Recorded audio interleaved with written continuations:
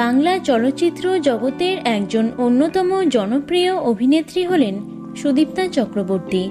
ঋতুপর্ণ ঘোষের বাড়িওয়ালা ছবিতে অভিনয় করার জন্য তিনি জাতীয় চলচ্চিত্র পুরস্কার পেয়েছিলেন। সিরিয়াল, সিনেমা, সিরিজ সবেতেই কাজ করেছেন তিনি।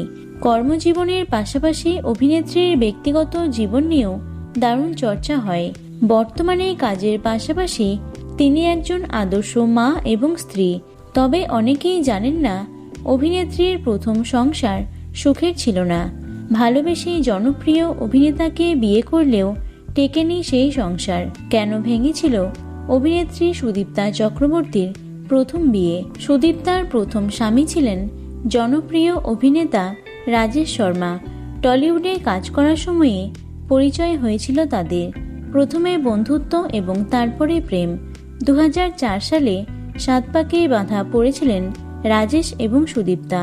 বেশ সুখেই সংসার করছিলেন দুজনে। তবে বিয়ের 4 বছরের মাথায় 2009 সালে আইনি পথে হেঁটে বিবাহ বিচ্ছেদ হয়েছিল তাদের। তবে তারা কেউই একে অপরের দিকে কাদা ছোড়াছুড়ি করেননি। কোনো সংবাদ মাধ্যমেও তিক্ততা প্রকাশ করতে দেখা যায়নি তাদের। বিচ্ছেদের কারণ ব্যক্তিগতই রেখেছিলেন তারা।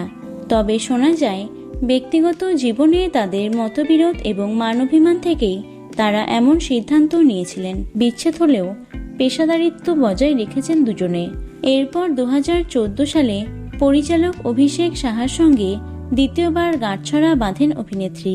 তাদের এক কন্যা সন্তানও রয়েছে। অন্যদিকে বর্তমানে রাজেশ বলিউডের একজন ব্যস্ততম অভিনেতা। 2011 সালে তিনিও সঙ্গীতা শর্মার সঙ্গে দ্বিতীয়বার গাঁটছড়া বেঁধেছিলেন। বর্তমানে তারা যে যার সংসার নিয়ে সুখী রয়েছেন। তো বন্ধুরা, ভিডিওটি এটুকুই। অভিনেত্রী সুদীপ্তা চক্রবর্তীকে তোমাদের কেমন লাগে অবশ্যই কমেন্টে জানিও। ভিডিওটি লাইক এবং শেয়ার করো। এছাড়াও টলি দুনিয়ার অন্যান্য খবর পেতে চ্যানেলটি অবশ্যই সাবস্ক্রাইব করে রেখো। ধন্যবাদ।